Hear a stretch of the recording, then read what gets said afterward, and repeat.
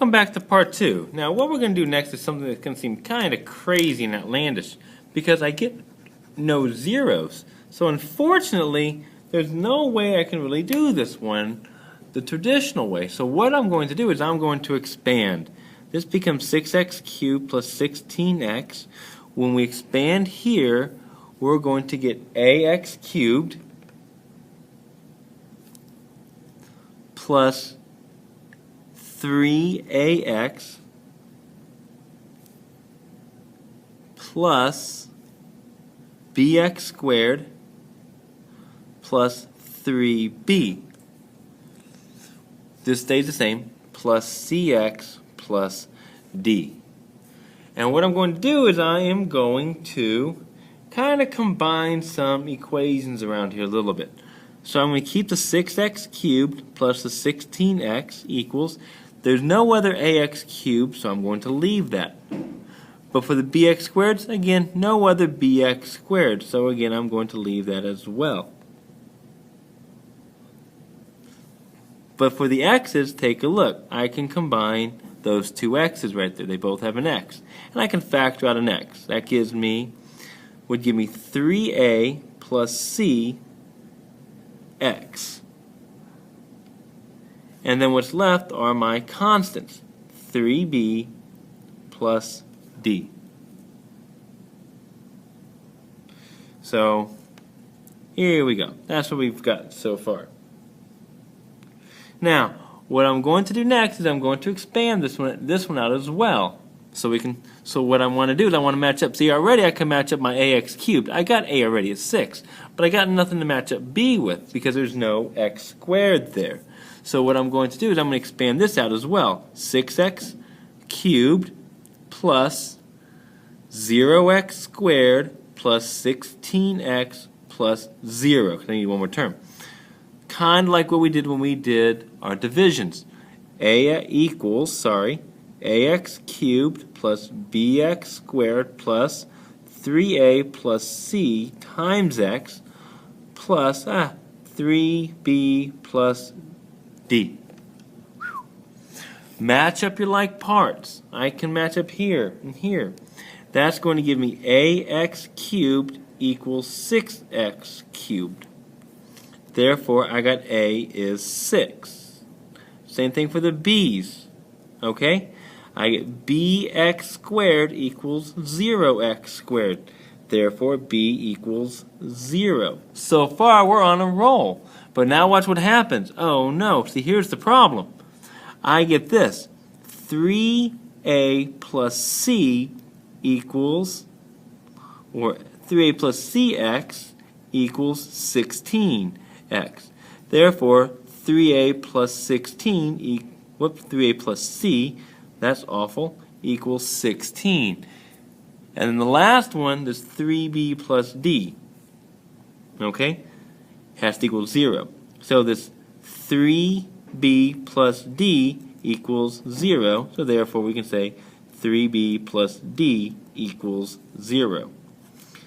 Now, if you notice right here, they didn't give us either one of them. It's kind of like a system. But we are in luck because I know what a is. So, because a is 6, if I have 3a plus c equals 16, if a is 6, we're saying that 18 plus c equals 16, c equals -2. The same thing here. We know b is 0. So if I have 3b plus d equals 0, well, that's 0, because 3 times plus d equals 0. Therefore, d equals 0. So we have A, B, C, and D. Way hard algebra, so you definitely want to do this one more time. And let's go ahead and plug this in to our equations. We will get A, which we know is 6x. B, we know is 0, so I don't need to put plus 0, over x squared plus 3, plus C, we said C earlier was -2, so -2x. D was 0, so don't put D, over x squared plus 3 squared. And there's our final answer. These are a little bit longer and a little bit tougher to do, but we're going to have like 2 days to work on this one. Okay? All right. Let's take a look at the last one. It said This one's not that hard, actually, because there's kind of a rule. If the power on top is bigger than the power on bottom, divide. If the numerator is greater than the denominator. It's just the rule we use, so I divide. X squared plus 3x minus 4.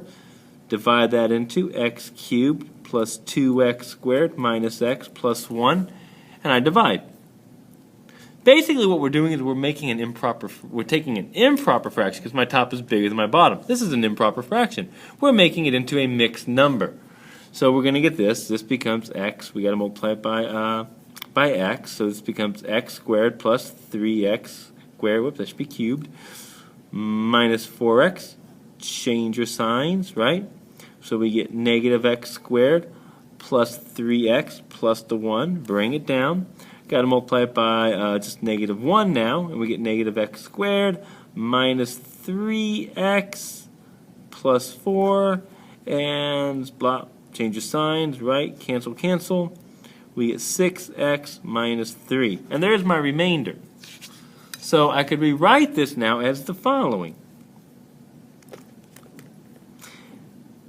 X minus 1 plus 6x minus 3 over x squared plus 3x minus 4. Now, I need to decompose this. This is the hard part. This is what we need to decompose. And to do that, we're just going to factor the bottom. This is just like what we did yesterday, so this is much easier to do.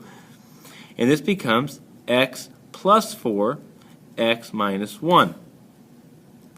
And we talked about this already. If I just look at only this part, we get a over x plus 4 plus b over x minus 1. This one's slightly easier to do.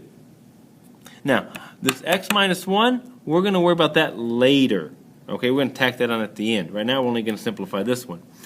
Using our LCD method, we're going to multiply by x plus 4, x minus 1.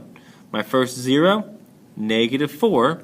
And if I plug so I multiply across, we get x minus 3 equals a, x plus 4 plus b, which should be x minus 1, plus b, x plus 4. Okay, so I ran out of room here. Okay, so let me come up here. Our zeros, the first one is x equals 1.